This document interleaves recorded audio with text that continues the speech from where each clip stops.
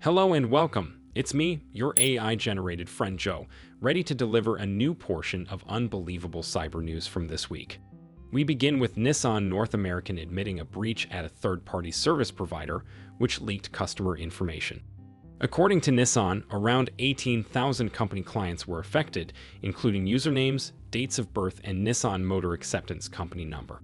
It is crazy to think that this particular breach was first exposed during June last year, and only 3 months later the company's investigation confirmed that someone has accessed user data without authorization. Only on 16th of January the company released full information on the breach, after leaving all affected users in darkness for almost half a year. Another big company hasn't notified their users about a breach since early December. I'm talking about PayPal. Recently, accounts of thousands of users were accessed by hackers during a credential stuffing attack. Though in that case, it's not like PayPal knew in advance, the breach was only discovered on December 20th. Almost 35,000 user accounts were accessed, though PayPal claims that it did not detect any unauthorized transactions in the breached accounts. PayPal has also automatically reset passwords for all affected users, but that have hardly changed the fact that personally identifiable information was exposed during the attack. This includes names, addresses, social security numbers, tax identification numbers, and dates of birth. Well, at least they have fessed up, unlike eToro, an Israeli social trading company with 30 million users. Certain threat actors claim to have obtained names, deposit amounts, and a cryptocurrency investor email database from eToro, but the company insists that its systems were not breached. Threat actors have revealed data samples on a popular hacking forum, depicting the data of several individuals and the worth of assets they hold. However, the user who posted the data on the forum was permanently banned, making it hard to verify the legitimacy of the breach or pinpoint when and where data was obtained.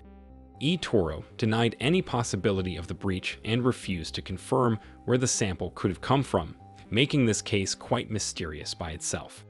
Straight from one mystery to another. Just now, a pro-Russian hacktivist group, Genesis Day, claimed to have breached Samsung's internal servers, following South Korea's cooperation with NATO.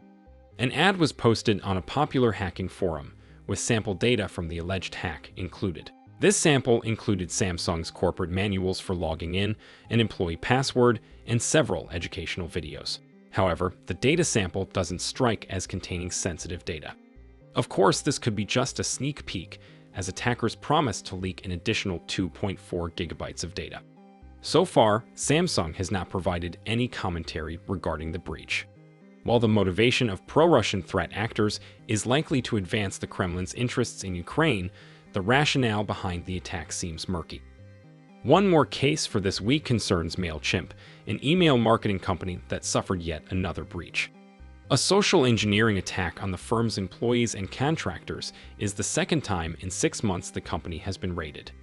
According to the company's statement, hackers had accessed an internal support and account administration tool, getting access to the data of at least 133 users.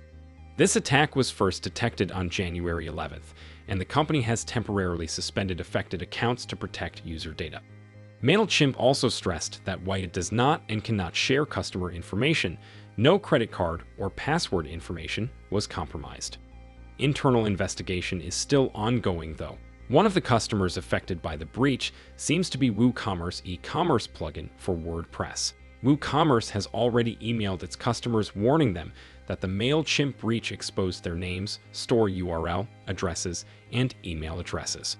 What a week. Interesting how it takes months for some companies to admit to being breached, while others do so in days and take responsibility. Of course, some don't even admit to being breached, so there's that. Anyways, thanks for hanging out with this AI-generated newscaster, and make sure to subscribe so I could notify you about the latest cybersecurity news each week.